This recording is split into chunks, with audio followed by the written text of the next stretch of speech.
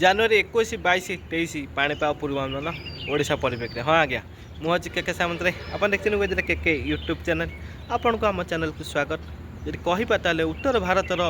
पाणीपाग स्थिति को लेकिन ओडिशार पाणीपाग पूर्वानुमान आकलन कराए। जदि कहवा एबेका स्थिति उत्तर भारत में पश्चिमा झड़ लगी रही बारंबार बारंबार पश्चिमा झड़ आसूची जहाँफल कि से अंचल जो ठंडा वायु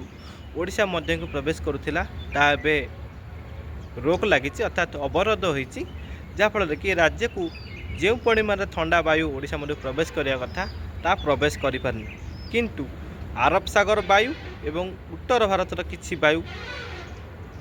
जदि कहवा नेपाल देई बिहार देई ओडिशा मध्य किछि मात्रा प्रवेश करुच्ची एवं पूर्वा वायु मध्य किछि मात्रा प्रवेश करुच्ची जहाँफल कि राति रे टिके ठंडा देखा मिलूँ और दिन में जदि कहवा आर्द्रतापूर्ण वायु ओडिशा मध्य रही फल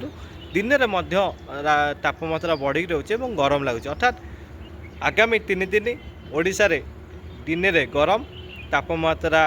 32 रु 35 डिग्री और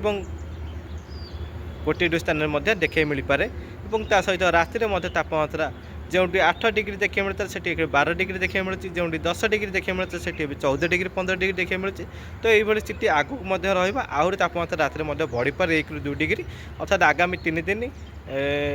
दिन में गरम राति में ठंडा यही भाव एवं बड़ परिवर्तन सेमती किसी ना। उत्तर भारत जेहेतु पश्चिमा झड़ लगी रही बारंबार से अंचल पश्चिमा झड़ प्रभाव में तुषारपात अधिका होपारे संभावना रही और हुए तो शीतर प्रभाव देखा मिल पारे किंतु पश्चिमा झड़ केबे अपसरी जीव ताहा आगामी दिन मानक जना पड़ो जदि भी किसी जना पड़े निश्चित भाव अपडेट दे। आप देखते चैनल को सब्सक्राइब करते हैं लाइक शेयर करेंगे। रही नमस्कार।